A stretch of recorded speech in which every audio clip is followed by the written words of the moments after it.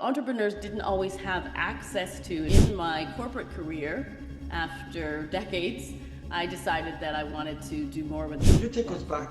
What made your family to migrate to Canada? It really made me the strong, and I like to say tenacious individual that I am today. But I was also restructured 3 times in major corporations, and the first time it's shock, the second time you kind of okay, well, and then the third time you think, okay, I think the universe is trying to tell me something. Having that passion for what you do, because if you don't like it, if it's not something that you can do 24/7, at least to start with, you're not going to be able to keep it going forward. I actually had challenges with what they call multi-quadrant tachycardia. Hey guys, welcome back to Property Investment Blueprint podcast. In today's podcast, I have Michelle Ricketts. Michelle Ricketts is based in Canada, Vancouver. So welcome to Property Investment Blueprint podcast. How are you, Michelle? I'm great, Rahim. Thank you so much. Wonderful to be here with you today. Thank you. Thank you for taking the time, for being here, especially having the different time zone and things like that. So thank you. So what is your contact from your earliest years? I need to understand Michelle. So my content of sort of who I am. Yes. So I am actually you're in the UK, and I was actually born in the UK. My twin brother, myself, my sister, and moved over to Canada. Mom moved us over when we were quite young. I grew up in Eastern Canada near Toronto, and now I live in Vancouver, Canada on the West Coast. Weather's much better here, kind of like the UK actually. Okay. And I started my career actually in sales and account management in media, and then I got into transportation and logistics, and more recently credit card services on the back end with the merchants. But I also had an event business. I started in the 90s doing events, so fashion shows, trade shows, that type of thing. And in 2017, 2018, I did an event series for entrepreneurs like yourself, Rahim. Wow, okay. And so I was then, it really showed me that entrepreneurs didn't always have access to information or even know that what they didn't know, so to speak.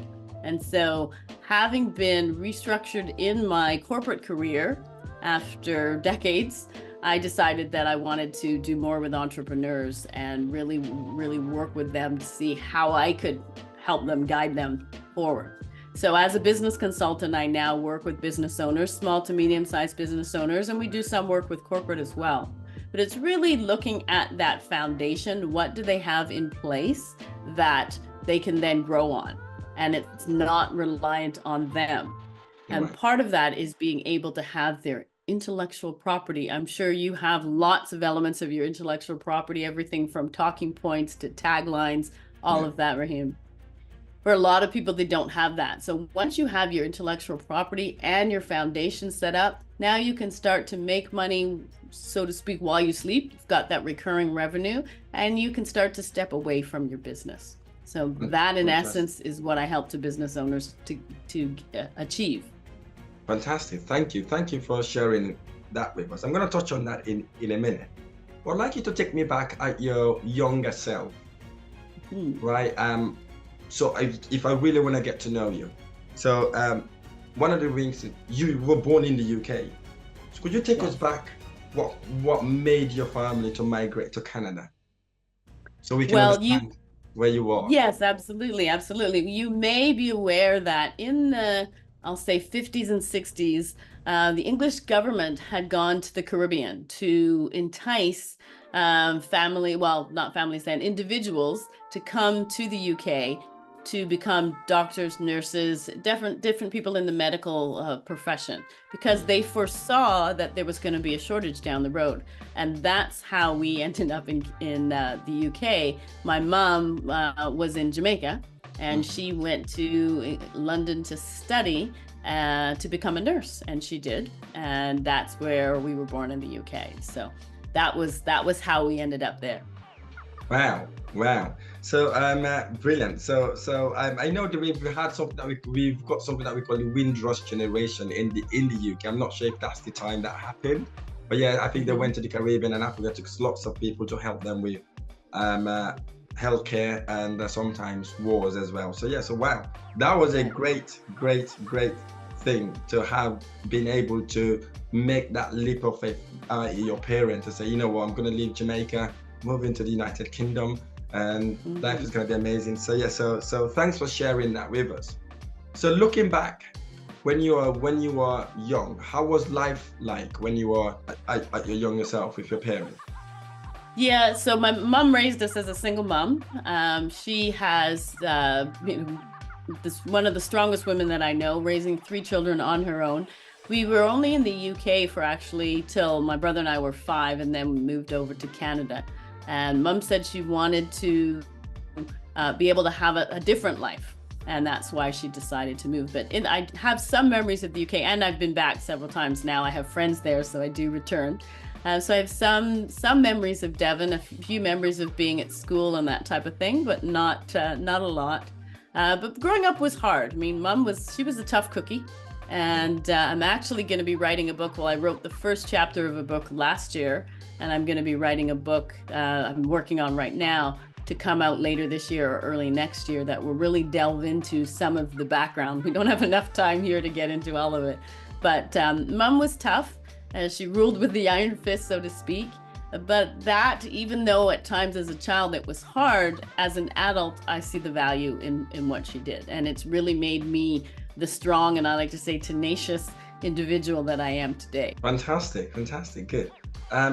So take me back then. So what is the reason why, what is your epiphany moment, or what was that one thing that triggers you to leave the corporate world to become an entrepreneur and doing what you're doing there? What is that one thing that gets you going to what you're doing now? Well, in the corporate world, and I spent decades in the corporate world, over 3 decades, but I was also restructured 3 times in major corporations. And, the first time it's shock. The second time you kind of, okay, well, and then the third time you think, okay, I think the universe is trying to tell me something.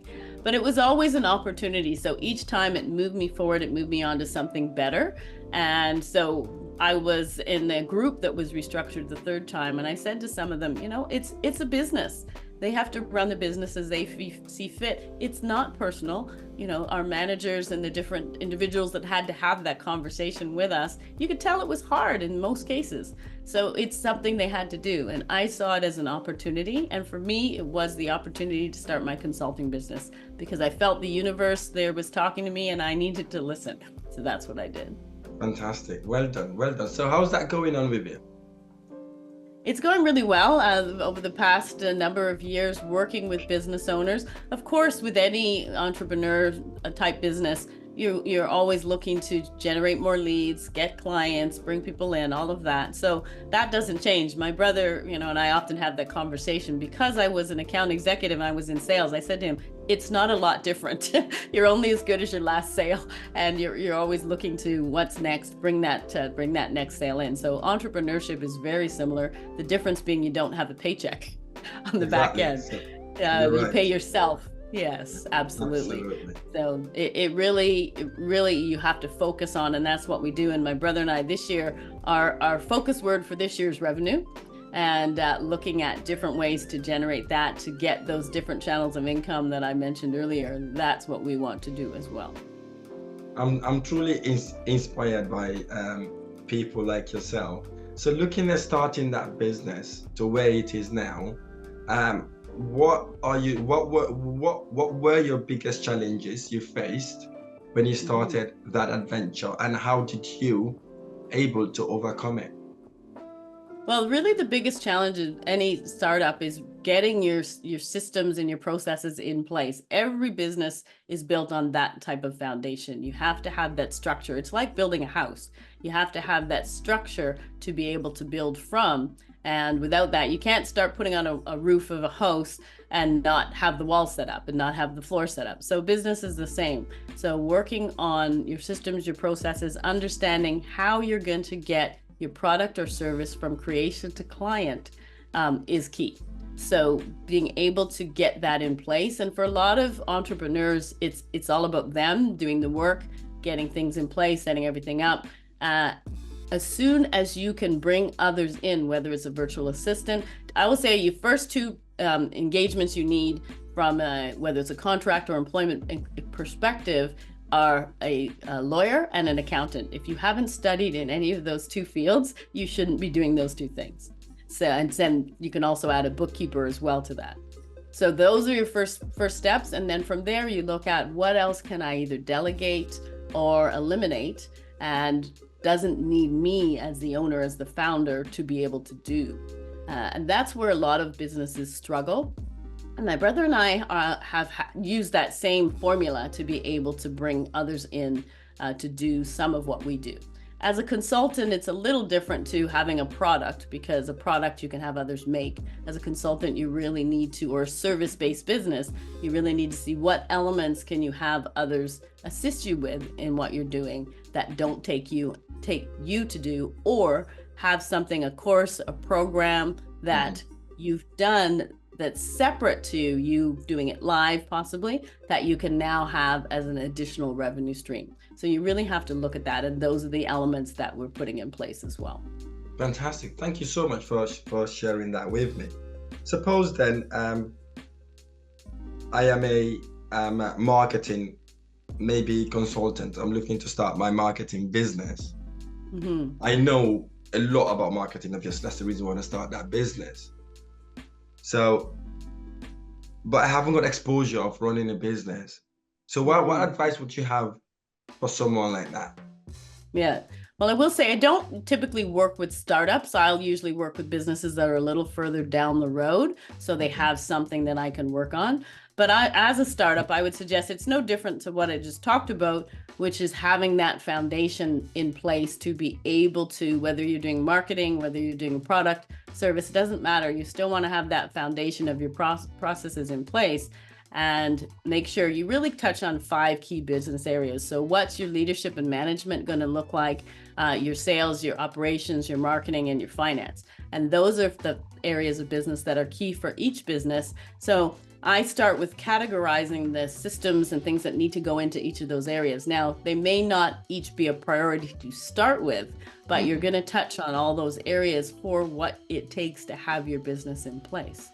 And for a startup, also, you want to do some type of testing, some type of prototype, whether it's a service or a product, to test the market to see if this is actually something that can make money. Because there's a number of things that people have great ideas for, but if people won't buy it, then you're not going to be able to develop a business. So those are some key steps that I would suggest as a startup. Fantastic. Thank you so much for that. Thank you. Really appreciate that.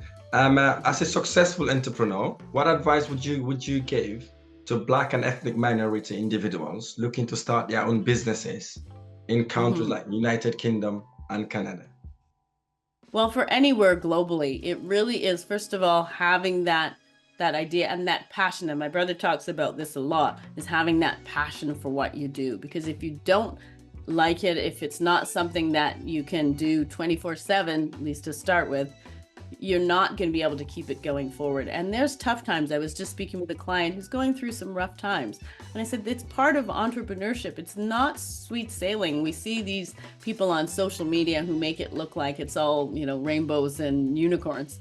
And it isn't. It's tough. So that's a thing. If you want to make sure that you're going to be able to weather those storms and get through. So that's the first thing, to have something that you are through thick and thin, you're going to stick by it and you're going to make it happen.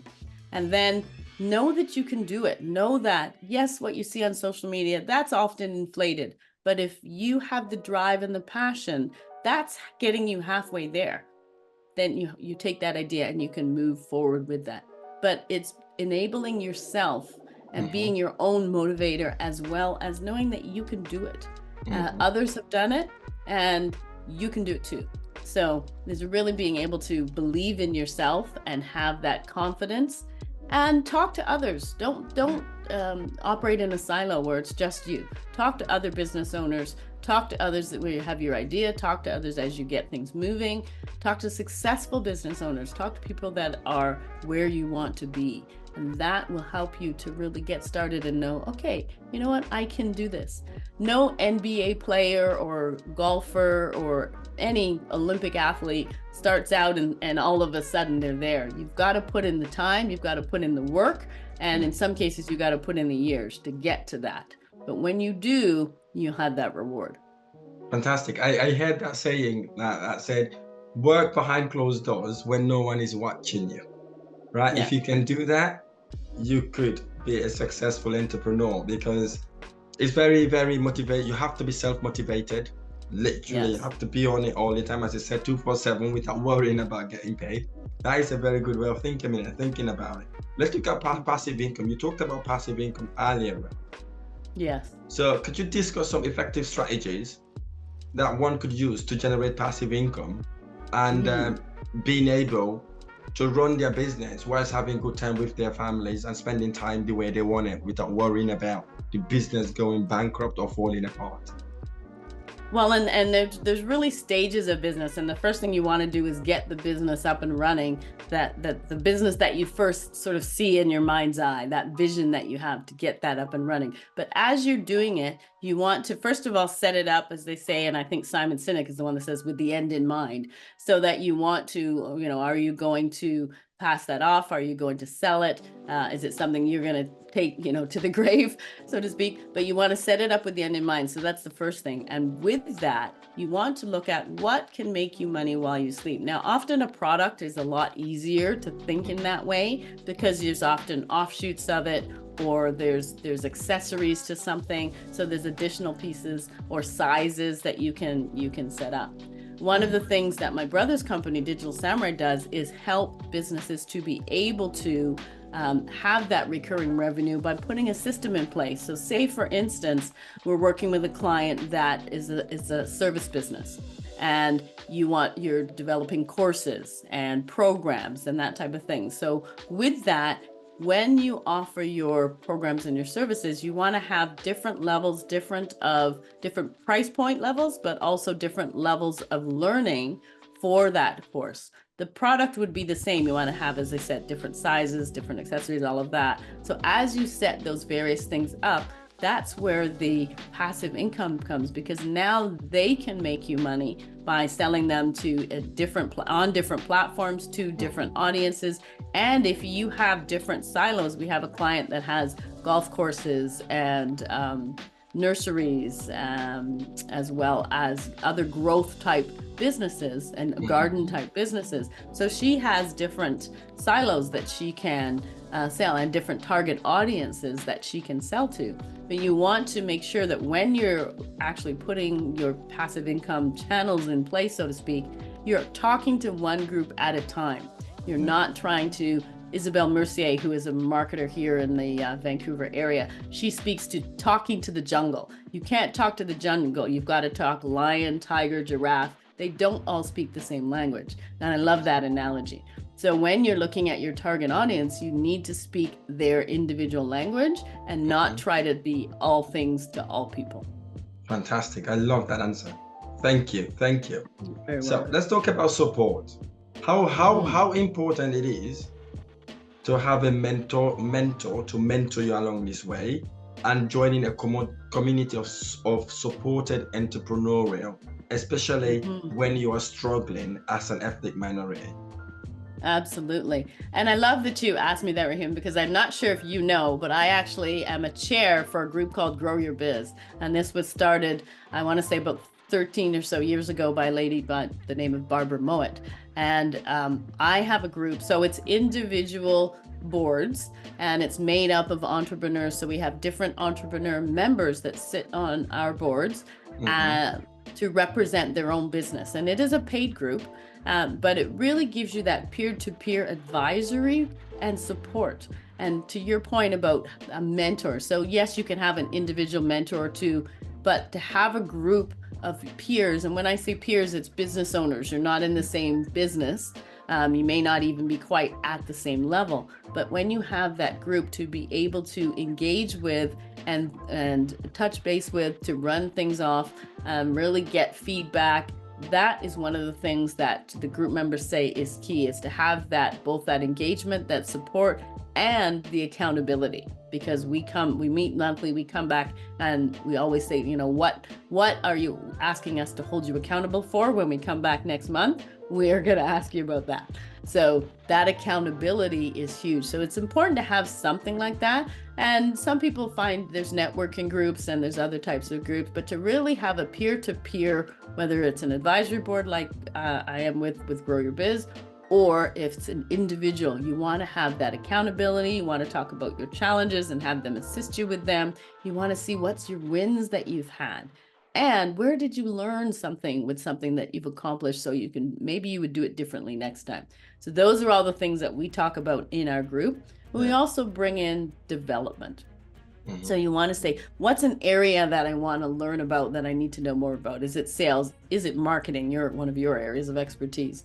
Or is it ChatGTP is something that I went through and showed the group more about because I use that. I'm very well versed in it, continue to learn it, using it all the time. But it was something that a lot of people had heard about, but they didn't really know how to use. So we did a session where we actually walked through and I showed them how to do some things. So I more facilitate. I'm not usually training, but every now and then I have a nugget that I can share with them as well. So that's something, as you said, that helps with that mentorship, that accountability, that peer advisory type of environment. I love that because, if you're in a community with like-minded individual, right, it brings challenges, it brings opportunities. And the reason why like mentorship or a community, it brings accountability as well. Yes. It kind of psychologically forces you to go after your goal. Because the way sometimes people do things, we're excited. When we get into it, we become a little bit too comfort, or maybe we haven't got that drive anymore. But if you're part of that group or community that you're meeting every month or any week or every week, knowing that you've got them to give you some accountability, you've given them, telling them what you want to do, it only pushes you to actually hit the highest level you could possibly can. So I hear that. Yes. I've got mentors. I'm part of groups that helps my business and myself mentally, physically, morally going. So I really like being part of communities like that. So let's look at the key success factors. If you're an entrepreneur, what are the key skills you think is essential for you to succeed as an entrepreneur?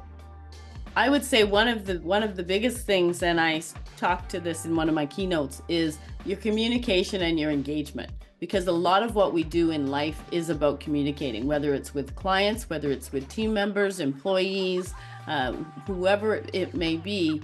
How we communicate and who we're communicating with is key. And a lot of times we're communicating and we're not really doing it well, to be honest. One of the things I talk about is 5 W's. So who, what, where, when, why, and sometimes how. Now, we probably remember that growing up in school. When you have those 4 elements in a conversation, whether it's verbal, whether it's text, whether it's email, all of those elements should be present. So your recipient doesn't have to come back and ask questions. So engagement and communication is so key. And especially when you're dealing with a challenging situation or a hard conversation, you need to be able to have that in a proper manner and be able to deal with that situation. And sometimes that means practicing it before you have to go into that conversation. And that's something that I think as a main element that entrepreneurs really, if you work on that communication and how you engage with others, can really help you in various areas of your business. So I would say that's the one thing. The other thing for success is taking care of yourself. And we touched on this a little bit before we came on, but a lot of entrepreneurs and even employees, they stop taking care of themselves. So whether that's health and wellness, nutrition, something as simple as sleep, these are all areas that have been key for me, and I'm sure for you as well, Rahim, in being able to move forward. So a lot of times when you ask about what's going to help you with success, people talk about the tech and the tools, and that's great as well and is necessary. But your communication and taking care of yourself, if you can do those 2 things, you'll be much further ahead than a number of others in business. Wow. That was a very good one. Golden nuggets. Thank you for sharing that. Your journey is very inspiring, Michelle. What motivates you to shift from working 9 to 5 to now doing what you're doing right now?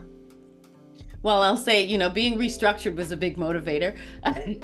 But as well as that, I could have easily gone back into the corporate world. And it just wasn't something that was resonating with me any longer. But the motivation, I've always been very good at motivating myself and pushing myself and keeping myself moving forward. And part of that is things I just talked about, my health, my wellness, my fitness. But I also worked closely with my twin brother. When people say don't work with family, you can work it out. And we definitely had some challenges at the beginning.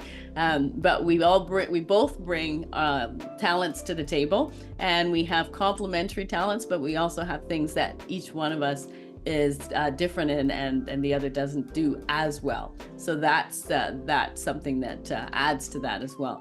So, but we motivate each other, and we really can play off each other well. And I don't know if it's because we're twins. I think it's something that a lot of other people could use. But using collaborative tools, we live on other sides of the country, and we deal with clients globally. So being able to use collaborative tools and work together and make it easy and make it fun. You gotta still have fun in life and business. You gotta have some fun as well. So all of those things really help to be motivated and keep moving forward. Fantastic. I love that. Thank you. What are your future goals in your business world? How do you plan to continue inspiring others and help businesses and entrepreneurs to the next level? It's interesting. You'd think we talked about all of these things before, we didn't. One of the things that, of course, my brother and I are starting to work on expanding what we're doing events for entrepreneurs, bringing in business owners that we can assist with helping them develop that IP, taking their business forward with developing that recurring revenue. But for myself as well, one of the things I'm doing more of now is speaking as a keynote, and being able to share some of the things I've shared here and some other things with business owners and with employers as well, so that they can have some of this knowledge to be able to help their teams and themselves. So I'm starting to do a lot more speaking. Fantastic. Thank you so much for that. Your enthusiasm and your energy is what draws you to us. When we saw your profile, what really keeps you going without losing your energy, your motivation, and your enthusiasm? Yeah, well, as I said, my backbone for me is always my fitness and my health. And I got a sweet tooth. I'd be the first to admit. You're not denying yourself all the time, but I really do try during the week to stick to good nutrition. But I love my dark chocolate and I love my Werther's candy, so I do treat myself to that, and a little bit more so on the weekend. And then my fitness, 5 or 6 days a week. I used to do 7, but not 20 anymore. So really leaning into my fitness and my wellness, sleep, nutrition, all of that. And people say, oh, it's so cliche. It is, but it works. And it's made a difference for me. It's got me through a number of things in my life, and it really continues to motivate me. And that and enjoying what I do and celebrating your results and your wins. Wow. Small, big or small. I was talking to a lady in a group a couple of days back, and she was saying, well, I've got this happening and this person's giving me this, and this person reached out and this, that. And I said, those are wins. And she kind of said, no, those are wins. Celebrate the little wins. Because when you put those all together, they become big wins. And then when you have the really big wins, you can celebrate even more. So remember to do that. Celebrate your wins. Take care of yourself, your health, your nutrition. That's all been really, really key for me to keep me moving forward. Yeah, us entrepreneurs, sometimes we do forget to celebrate our small wins. You're absolutely right. So thanks for that advice. I am definitely inspired by someone who overcome hard time. Do you mind sharing a time or event that was really, really hard for you and how you overcame it? Well, I've got a number of things in my background. Some of them are going to be in the book that I talked about. But one of the more recent that I mentioned to you is a heart situation that I have. And a lot of people, it's interesting when you talk about the heart, people right away think, oh, heart disease, what are you talking health and you're not healthy. No, there's two different things. One is the health of the heart. I have a very healthy heart, very strong. The other is the messages between the brain and the heart. And I actually had challenges with what they call multi-quadrant tachycardia. And that was the 4 quadrants of your heart. I had irregular messages in 2 of those quadrants between my brain and my heart, 24,000 irregular messages in a 24-hour period. Wow. And so what was happening there is when I was at rest, so when I was sitting, not even when I was doing activity, my heart would go up to, and the highest that we measured it was 280 beats per minute at rest. And I happened to be in an ambulance being transported to a hospital at that time, but I was laying down. So there was nothing going on. But having to deal with that and knowing, first of all, having it diagnosed, because you couldn't diagnose it until it happened, and it didn't happen all the time. But dealing with that over a period of probably 2 or 3 years, it didn't really stop me doing anything, but it made me very mindful about it. And I was always a little bit cautious as to what I was doing. And, I actually passed out while driving at one point and collided with a big utility truck. Now, I wasn't hurt, and thankfully didn't cross the median of the road. So we didn't collide head on. We were corner to corner on the driver's side. But the impact was such that it tore the axle off the wheel of my car. So it was quite an impact. I was thankfully unhurt, but it did expedite the procedure they were going to do with my heart actually later in the year. And they did something called a ablation, which some people may be familiar with, which is basically burning the messages that are irregular between the heart and the brain. And the surgeon actually goes in and does all that. I won't bore you with this specificity, but that really took care of most of it. And they did a shorter procedure about 4 months later. But having done that, I then thought, okay, I'm great and everything's really good. And a couple of, 2-3 years later, I actually passed out walking across the road. Now, thankfully, there was no cars coming. Otherwise, it would have been a very different scenario. And it wasn't when I walked across, actually, I walked across the road, went up to, I was going to my tailor's to pick something up, and passed out at their counter, face first into the rug. So I'm lucky I healed well. I took very good care of healing. But that really was a wake-up call for me. And it was, I had talked to my cardiologist and refused, the word I was looking for, refused a pacemaker when he first asked me 3 years before, after that first procedure. Mm-hmm. And he said, you're healthy and you're fit, but this is just so, your heart misses beats. And basically when I passed out at that counter, they said it was the perfect storm. I had just given blood, which I'd done 70 times before, waited the appropriate time, got in my car, drove, but then walked upstairs, and they said, the blood's not pumping. You've just given a pint of blood. The heart rate is lower, so it's not pumping as fast, and there's less of it to pump. He said it's the perfect storm. So I wasn't going to tempt fate any longer. After that second episode, I did take the pacemaker. So I have a pacemaker that beats when my heart doesn't, which is about only 10% of the time, because there's different types of pacemakers. A lot of people are familiar with the defibrillator type, which can restart the heart. Not that. Then you have one that it could beat all the time. And you have mine, which only beats when my heart doesn't. And that was my choice, because I thought my heart's healthy, let it do its job, and just have it jump in when it needs to. So definitely a bit of a wake-up call, but your body tells you things, and sometimes you just have to listen. Yeah, absolutely. But how are you feeling now? How are you health-wise? You look great, by the way. So unless you tell people or explain about this, no one would know. So how are you? Yeah, no, I'm great. And really, I didn't, other than when I was in hospital or recovering, I didn't really miss a beat. As I said, I went in healthy and fit, and you come out the other side much faster in any procedure or anything that you have to do. So to my earlier point about fitness, wellness, it does make a difference. And it's, probably the reason that I, didn't have a heart attack when my heart was beating at 280 beats per minute, because it was healthy. And that I was also able to recover both physically and mentally, emotionally through all of that, because I'm set myself up for success with my fitness and my wellness ahead of time. Wow, I love that. Thank you so much for that. So really, really appreciate that. Thanks for sharing that, because that is really personal. So thank you. Let's touch on the quick fire round questions. We're nearly there. So this is going to be short answers, and such questions follow with short answers as well. So let's start. You ready for this? Yes. Let's do it. So what was the worst advice you remember receiving? Ooh, worst advice I remember. Don't move to Vancouver. Best advice you remember receiving?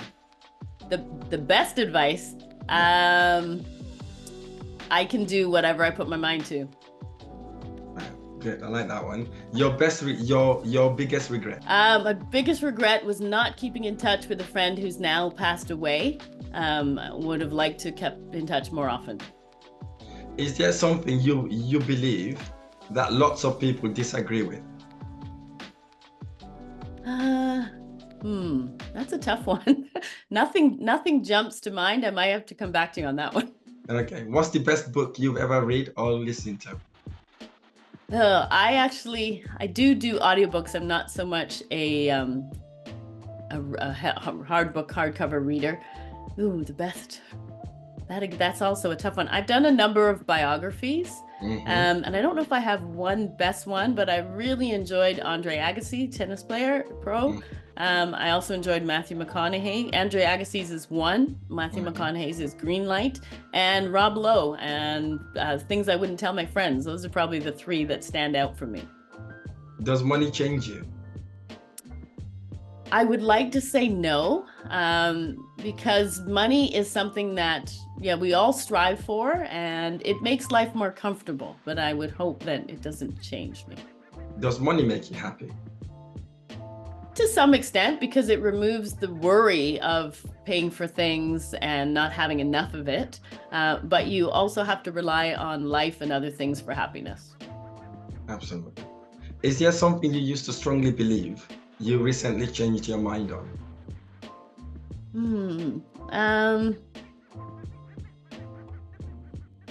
I would say not that comes to mind per se. Nothing that comes to mind. Okay. Is there something in the world you fundamentally think is wrong and you would like to change? Where do we start? We all know there's a number of things in the world that are wrong. And that one almost brings tears to my eyes, but we're all human beings.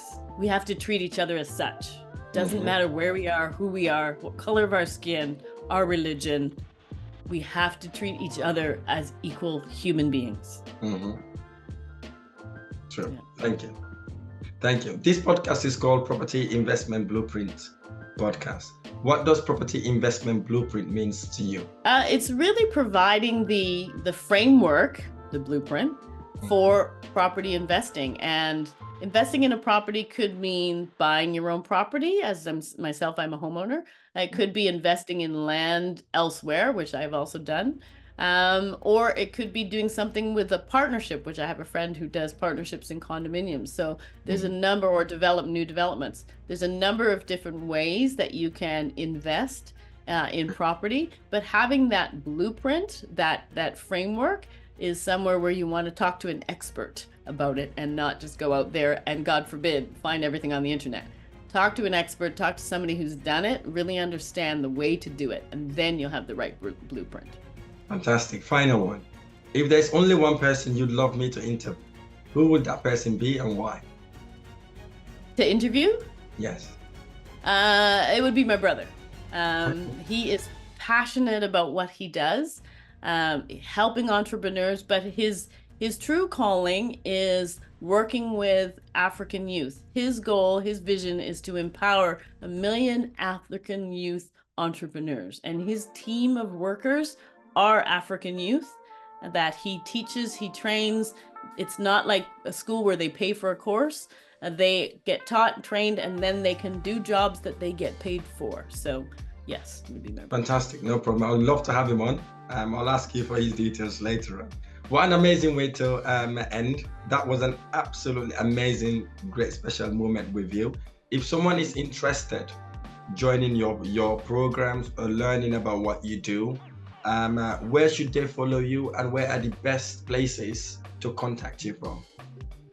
Excellent. So all social media, I'm on literally all the platforms. My brother even dragged me onto TikTok. But LinkedIn is probably the best place to reach me, and it's Michelle Ricketts. You can also look for Cohesion Services, but if you're outside Canada, you'd want to put Cohesion Services Canada into the chat, or my website is actually cohesionservices.com, and I can share all of that info with you, Rahim, so you have it to put with the podcast. Great. Michelle, thank you. Thank you for your inspiration, and thank you for helping people transform their businesses. And thank you for being in the Property Investment Blueprint podcast. God bless you. You're very welcome. It's my pleasure, and wishing you good health and happiness and success. Thank you.